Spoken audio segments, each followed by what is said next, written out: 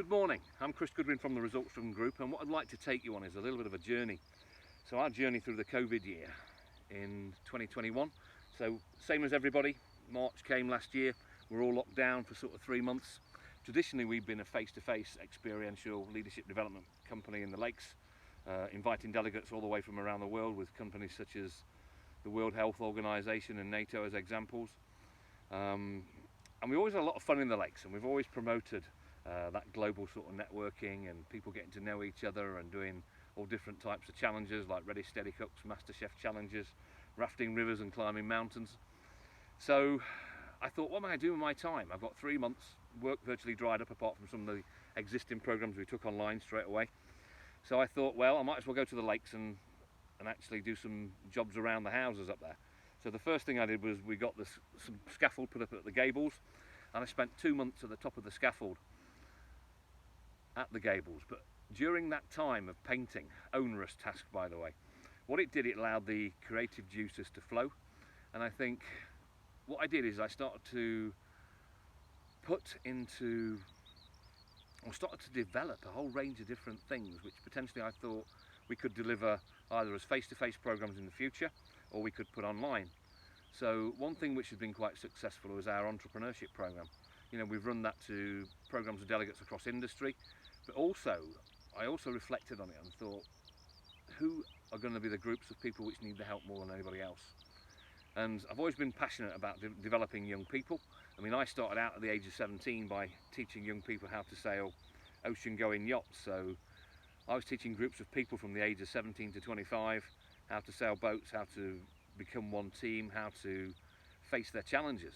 And I think that sort of positioned my life for me in the sense of it enabled me to develop results, but also now I want to give a little bit back to the sector.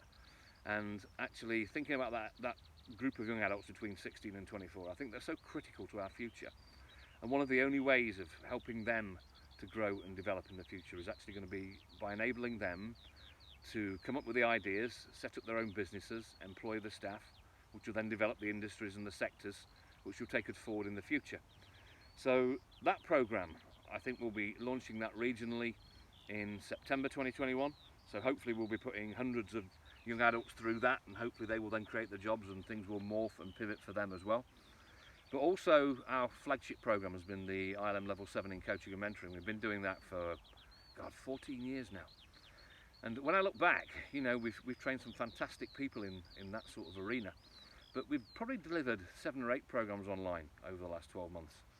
But we've also won a national contract to help the Welsh schools. So we've been training senior leaders across education in Wales since September. By the time we get to the end of March 2021, we'll have trained nearly 500 coaches and mentors who will then go on and train another 1,000 coaches and mentors in the 2021-2022 financial year. And just imagine the fantastic impact that's going to have on education across Wales. I think they really are ahead of the game when it comes to considering what they need to do for the future. And I think they've got some quite visionary leaders in Welsh education, so I take my hat off to you. Also when it comes to leadership, now leadership is such an important area for people to have constant development in, and I think especially during the times of the global pandemic, organisations have sort of tightened down. They've sort of pulled the actual dustbin lid over them and hunkered down for the last 12 months, and they haven't spent much time developing people. Whereas visionary organisations have thought, you know what, it's time we now did something. So now we're actually running a global program to 60 leaders. It's the ILM Level 6 program from across 21 countries, delivered across all sort of time zones. We launched that program on Wednesday. They seem a fantastic bunch of people, and all I would say to all of them is good luck with the future. But the program is very experiential in nature. Obviously I can't replicate this, what we've got in the lakes, but that's one of those things which I think they'll enjoy, and hopefully we'll get a chance to come up here in the future when things do return to some type of normalish. And then another area I've looked at as well is mental health and well-being, and I thought, well, what can I put into place which will help senior leaders in organisations actually look after their staff more?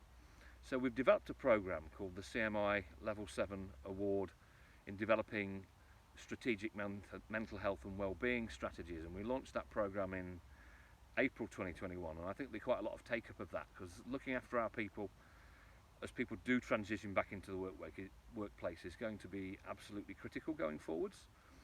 And one more product I'll mention, even though there is more, is we've looked at something called digital skills learning partner programs. So actually starting to turn online learning more creative using video and film and networking. So we'll be pushing that one out later this year as well.